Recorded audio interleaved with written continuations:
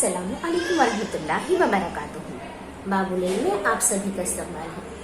प्यारे बच्चों, हम अपनी रियाजी के पहले हिस्से का आखिरी चैप्टर पढ़ रहे हैं, सीख रहे हैं, जिसका नाम है दायरा, सर्कल। आज हम इस पीरियड में दायरे का Muhit, the circumference of a circle, इसके मुतालिक मालूमात हासिल करेंगे। तो दायरे का मुहीत किसे कहते हैं? आपको देखिए स्क्रीन पर एक दायरा बना हुआ नजर आ रहा है ना? जब हम इस दायरवी लाइन की पैमाइश कर लें, इस दायरवी लाइन को हम नाप लें, तो उसकी जितने भी पैमाइश आएगी, दायरवी लाइन को नापे हम और उसकी लंबाई को देखें, तो वो जो लंबाई होगी वो दायरे का मुहीत कहलाएगी। यानी क्या? हमें इस दायरवी लाइन को नापना है, इसकी पैमाइश करनी है। जैसे मैंने यहाँ से शुरू किया, फॉर एग्जाम्पल मैंने किसी चीज की मदद से यहाँ से इसे नापना शुरू किया दायरे को, तो ये मैं इस तरीके से दायरे के ऊपर रखना है। टीचर अभी आपको पीछे से बता रहे हैं। इस तरह से जब मैं यह इस सिरे से शुरू करके वापस इस सिरे पर खत्म करूं और इसको नाप लूं, तो ये कहलाएगा दायरे का मुहीत। देखिए किस तरह से स्क्रीन पर आपको ये दायरा नजर आ रहा है। हम किस तरह से नापेंगे दायरे का मुहीत? ये तो टीचर ने बाहर की सिंक से बताया है। हमें एक्चुअली इस पर रखना है, इसकी लंबाई जो दायरवी लाइन है, जो रेड लाइन है ना दायरे की, उसको जब हम नापेंगे तब वो कहलाएगा दायरे का मुहीत। देखिए यहाँ पर ये जो दायरा रखा है, टीचर इसको नापने की कोशिश कर रहे हैं। ये टीचर ने डाल दिया, हाँ? और ये जो दायरे का बाहर से नापिएगा, ये इस तरीके से धागे की मदद से टीचर नाप रहे हैं ये दायरवी हिस्सा। ये देखिए, ये इधर कहाँ तक आया देख लीजिए, कहाँ तक आया। टीचर ने वो वहां मार्क पकड़ लिया है, दिखा आपको? हाँ, अब क्या करना है, ये निकाल दिए। अब हमें इस फीते को या इस धागे को, टीचर ने धागे की मदद से किया है, इसे नाप लेना है, इस धागे की पैमाइश कर लेनी है। एक काम करते हैं, इसे हम यहाँ से काट लेते हैं, तो हमें पता चल जाएगा कि हमें कितना नापना है। देखिए कितना आया है, ये धागा आपका कितना आ रहा है, इतना। अब इतनी लंबाई तक हम किसकी मदद से नापेंगे? दायरे को नहीं नापे, हमने दायरे का धागा बना लिया है। अब इसकी लंबाई हम नाप पट्टी पे करेंगे। चलिए ये हटा देते हैं और एक नाप पट्टी ले लेते हैं, ठीक है? ये देखिए, ये नाप पट्टी टीचर ने ले लिया। हाँ, यहाँ पर आपकी नाप पट्टी मौजूद है। यहाँ से रखते हैं टीचर, सेंटीमीटर से नाप रहे हैं कि कितना सेंटीमीटर है, हाँ? या इंच में नाप लें। चलिए इंच में नाप लेते हैं, फिर आपको सेंटीमीटर भी बता देंगे। ये रखा टीचर ने, ये देखिए 1 से रखे हैं और ये आया है 19 तक। किधर तक आया है? 19 तक। 19 इंचेस। सेंटीमीटर बता देते हैं आपको कि कितने सेंटीमीटर हुए। ऊपर सेंटीमीटर का निशान लगा हुआ है। आइए, कितने सेंटीमीटर का है आपका ये मुहीत? दायरे का मुहीत कितने सेंटीमीटर है वो देख लेते हैं। ये है 48.5 सेंटीमीटर, 48.5 सम। तो ये है आपकी दायरे का मुहीत। क्या है? दायरे का मुहीत, ये वाला हिस्सा जिससे दायरा बना। एक और चीज को नाप लेते हैं, ऐसा करते हैं। देखिए ये टेप है, सेलो टेप का, इसका दायरवी इलाका मैं नाप लेती हूँ। धागे की मदद से ही नापेंगे। ये यहाँ रख दिया टीचर ने और इस पर इस तरह से ये धागा घुमा कर ले आए। कहाँ तक आ रहा है? यहाँ तक आ रहा है ना? ठीक है, जितना भी आया इधर पकड़कर उतना हिस्सा टीचर ने काट दिया। अब उसको हम नाप लेते हैं कि कितने सेंटीमीटर का हमारे उस सेलो टेप का मुहित है। देखिए कितने सेंटीमीटर का है, 32। कितने सेंटीमीटर का है, 32 सेंटीमीटर का मुहित है। ठीक है, आया समझ में आपको? तो ये हो गया दायरे का मुहित, सरकमफ्रेंस ऑफ अ सर्कल। ठीक है, अब इसके बाद अगला जो पॉइंट हमको सीखना है, आपको दायरे का मुहित समझा ना बेटा? यानी दायरवी लाइन की जब हम पैमाइश करते हैं, नाप पट्टी की मदद से नाप ले, दायरवी लाइन की जब पैमाइश की जाती है तो उसकी जो भी लंबाई होती है, इस दायरवी लाइन की जो लंबाई होगी वो दायरे का मुहित कहलाएगा। ठीक,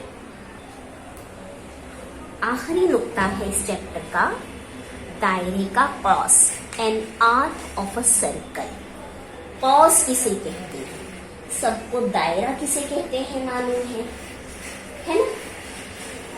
चलिए एक दायरवी शक्ल हम देख लेते हैं। ये दायरवी शक्ल है, चूड़ी, सबको पता है ना? ये जो दायरवी शक्ल की चूड़ी है, इसको मैं रखूंगी तो दायरा बनेगा। आपको मालूम है चूड़ी टूट भी जाती है ना? जब टूटती है चूड़ी तो उसके हिस्से होते हैं। देखिए ये टूटी हुई चूड़ी, एक हिस्सा दूसरा हिस्सा। अब आप दोनों हिस्सों पर गौर कीजिए, दोनों हिस्सों पर गौर कीजिए।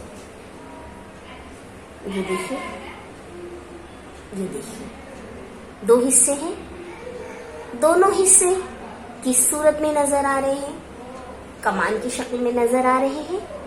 कॉस की शक्ल में नजर आ रहे हैं। कॉस हम ब्रैकेट्स बनाते हैं, है ना, लिखते वक्त, तो ये वैसे कॉस नजर आ रहे हैं आपको। तो जो दायरा जो है बेटा वो कॉस से मिलकर बनता है। किससे बनता है? कॉस से। तो ये देखिए, ये दायरे का ये जो कॉस है ना, ये दायरा है। ये टीचर ने उसके दो हिस्से कर दिए। कितने कॉस बने हैं? 2 कॉस बने। चलिए और तोड़ दूं अगर मैं इसे, ये देखिए कितने कॉस हो गए दायरे के।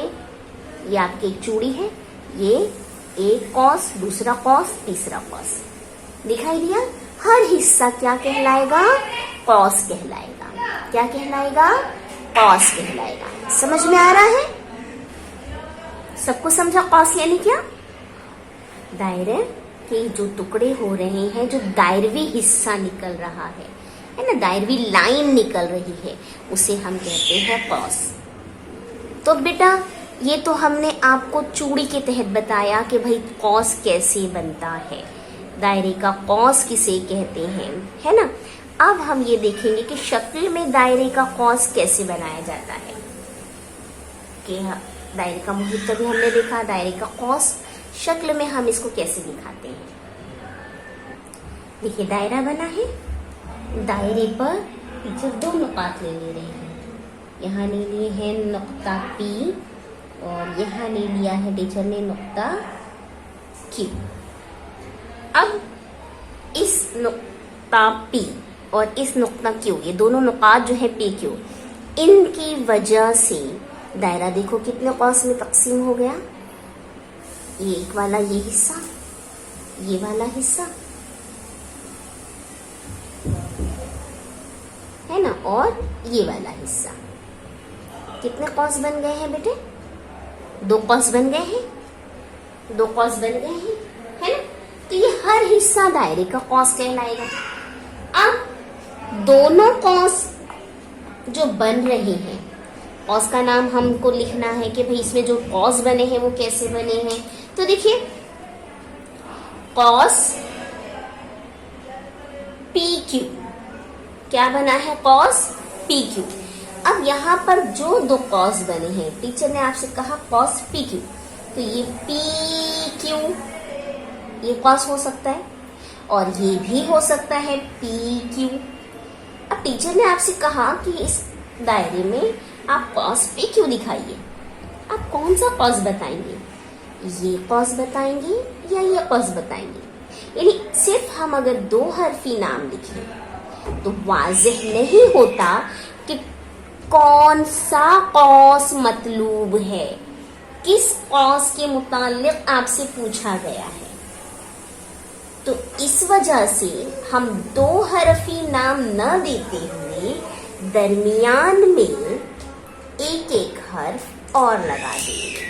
अब जैसे मैंने यहाँ लगा दी एस एक नुक्ता और यहाँ पर हो गया आर। अब देखिए, अगर आपको टीचर ने कहा कि बताइए cos P S Q, P S Q तीन हरफी नाम, सह हरफी नाम, तो आप आसानी से बता सकते हैं कहाँ है कॉस पी एस क्यू। तो देखिए ये पी एस क्यू, क्यू तक आ गए है ना, ये वाला कॉस, यानी ये जो हिस्सा है आपका पी एस क्यू दायरे का, ये कॉस। और आपसे कहा जाए कॉस क्यू आर पी, है ना, दोनों तरीकों से हम पढ़ सकते हैं। हम कॉस पी एस क्यू भी कह सकते हैं, कॉस क्यू एस पी भी कह सकते हैं, जैसे जावी के तौर पर नाम। तो उसी तरह टीचर ने अब कहा कॉस क्यू आर पी बताइए, तो क्यू आर पी नजर आया आपको, यानी ये वाला कॉस। यानी अब वाज़ेह हो गया कि आपको कौन सा कॉस बताना है। से हरफी नाम की वजह से आपको मालूम पड़ गया है ना, तीन हरफी नाम की वजह से आपको बराबर बराबर पता चल रहा है कि टीचर आपसे कौन से कॉस के मुतालिक दरियाफ्त कर रहे हैं। सही है? हाँ, तो अब दायरे का कॉस आपको समझ में आया। दायरा, जब हम दायरा तोड़ते हैं, दायरे के हिस्से बन जाते, तोड़ते हैं तो नहीं, जब दायरे के हिस्से बन जाते हैं तो वो कहलाता है कॉस। ये दायरे हिस्सा है ना, दायरा है, इसके ये हिस्से बन गए, तो ये जो है ये दायरे का कॉस है। दायरा जिन, देखिए ये इधर ध्यान दीजिए, ये बना दायरा है ना, तो दायरा का जब हम टुकड़े करके देख लें, तोड़ना नहीं है, दायरवी हिस्सा छोटा थोड़ा सा देख लिया जाए तो उसे कहते हैं कॉस। ये कॉस, ये कॉस, तो दायरे का ये कॉस, ये कॉस। अगर टीचर ने आपसे कह दिया कि चलिए बताइए इसी दायरे में कॉस पी नहीं आर पी एस, तो आप ये भी बता सकते हो आर पी एस कहाँ है। तो यहां से है, देखो आर पी एस, है ना, समझ में आया।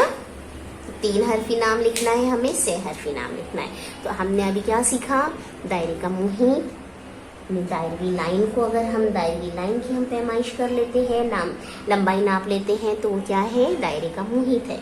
और दायरे का कौस, दायरा जिनसे मिलकर बनता है, जिन हिस्सों से मिलकर दायरा बनता है, वो कहलाता है दायरे का कौस। ठीक है, तो मश्क नंबर 31 की तरफ हम बढ़ते हैं। देखिए, एक्सरसाइज 31 का पहला क्वेश्चन है, मुकाबिल की शक्ल में दायरे पर नुकात एस एल एम एन है, शक्ल की बिना पर ज़ेल के सवालों के जवाब लिखिए।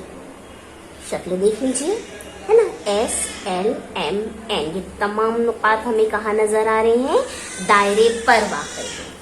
दायरे पर वाक़ है तो इन्हीं नुकात से क्या बनेगा, कौस बनेगा। दायरे की कौसें इन्हीं नुकात से बनेंगे।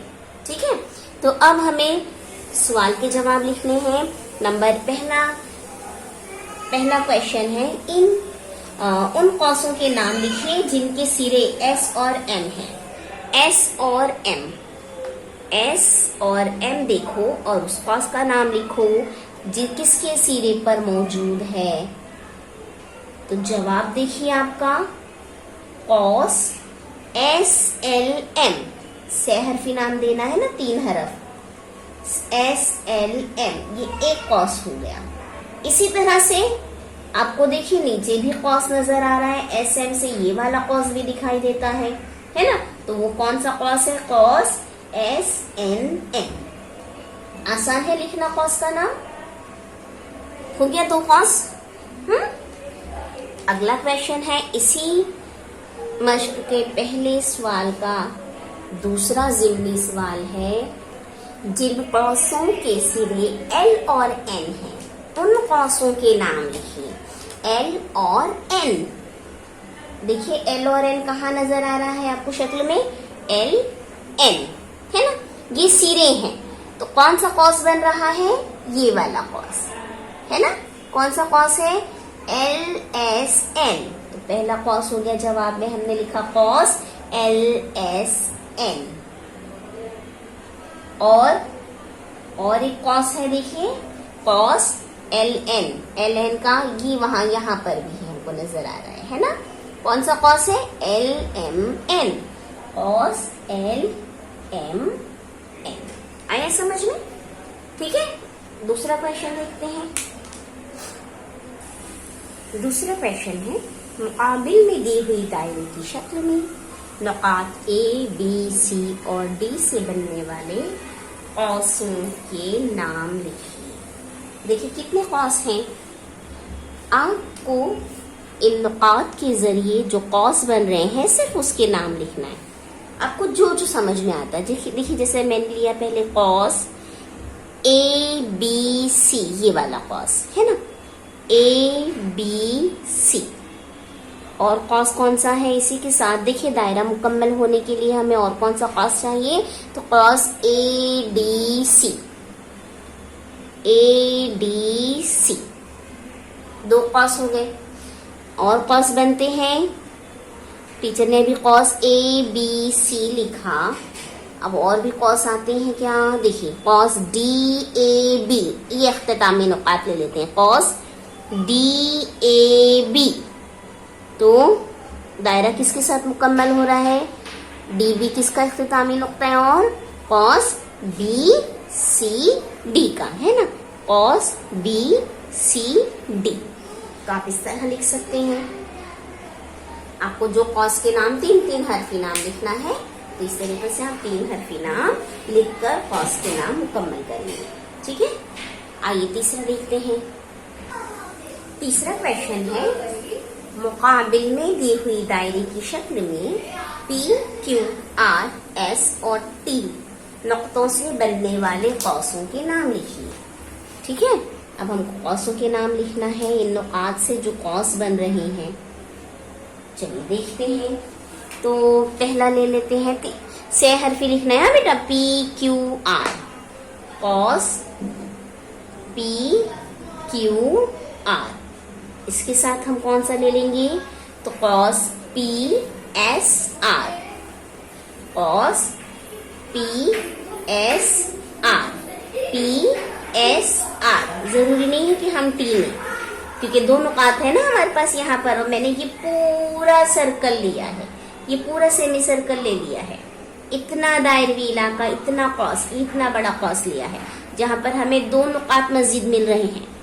तो आप कोई भी एक नाम लिख सकते हैं, आप पी टी आर भी लिख सकते हैं, आप पी एस आर भी लिख सकते हैं। तो टीचर ने यहाँ पे पी एस आर लिखा है, ठीक है। फिर कॉस, इधर देखते हैं क्यू आर एस को ले लेते हैं, cos Q R S, Q R S. तो हम यहां से क्या ले सकते हैं बेटा, cos Q P S, cos Q P S. आप क्यू टी एस भी लिख सकते हो इसका नाम, ठीक है। अगला कॉस टी एस आर, यानी ये वाला हिस्सा, टी एस आर है ना। इसके साथ यानी हमें टी और आर इख्तितामी नुकात चाहिए, दोनों सिरे पर चाहिए। तो इसके साथ कौन सा ले लेंगे हम, कॉस टी पी आर। आप टी पी आर की जगह टी क्यू आर भी लिख सकते हो, ठीक है, टी पी आर। और बनता है क्या, और भी देख लेते हैं, कॉस एस क्यू पी को देख लेते हैं। चलिए, कॉस एस क्यू पी यानी इतना वाला, यहां से यहां, कॉस एस क्यू पी। तो इसके साथ हम ले सकते हैं cos S T P, cos S T P. ठीक है। अगर आप मजीद कॉस के नाम लिख सकते हैं तो बेटा लिखिए। अब चौथा क्वेश्चन देखिए इसका। चौथा क्वेश्चन, मुख्तलिफ दायरे वाली चीजों की मुहित नापिए और लिखिए। इन टीचर ने भी आपको जैसे बताया था जिस तरह किस तरह मुहित नापना है ना, धागे की मदद से, फीते की मदद से बताया था, धागे की मदद से। देखिए इसका हमने नापा था मुहित, बाहर का इलाका, है ना। इसके अलावा हमने इस सेलोटेप के रोल का भी मालूम किया था, मुहित, इसके ऊपर धागा लपेट कर उसको फिर नाप लिए थे। तो आप इस तरीके से अलग अलग कोई भी दायरी शक्ल वाली शय लीजिए और उसको क्या करेंगे, उसके मुहित को नाप कर लिखेंगे। तो ये मश्क यहाँ पर आपकी मुकम्मल हो जाएगी। तो इस तरह से हमने इस पूरे चैप्टर सर्कल में क्या सीखा बेटा, हमने दायरे के अरकान के मुतालिक मालूमात हासिल की, निस्फ कोत्र इसमें ताल्लुक को देखा, दायरे का अंदरूनी और बैरूनी हिस्सा मालूम किया, दायरे का मुहित और दायरे के कॉस के मुतालिक मालूमात हासिल की। तो उम्मीद है आपको तमाम पॉइंट्स याद हो जाएंगे, आपने सबको ज़हन नशीन कर लिया होगा। न समझ में आए तो वीडियो को बार बार देखिए, इंशाअल्लाह ताला आपको वाज़ेह हो जाएगा। अपने बयाज़ों को मुकम्मल कीजिए। यहाँ पर आपकी रियाजी की किताब का पहला हिस्सा मुकम्मल होता है। ठीक है, तो अच्छे से तैयारी कीजिए ताकि आप बहुत अच्छी तरीके से अपना एग्ज़ाम दे सकें। आपके एग्ज़ाम में मुख्तलिफ किस्म के क्वेश्चन हो सकते हैं आपकी किताब के बाहर के हिसाब से। बस आपको अपनी मालूमात का इस्तेमाल करते हुए उनका जवाब करना है, उन्हें हल करने की कोशिश करना है कि मैथ्स क्या है, ज़हनी काम है ना। अपने जहन के घोड़े को दौड़ाते हुए बहुत अच्छी तरीके से अलग अलग मिसालों में भी अपनी मालूमात का इस्तेमाल करके हम जवाबात लिख सकते हैं, है ना, मालूम कर सकते हैं। जज़ाकुमुल्लाहु खैर, अल्लाह हाफिज।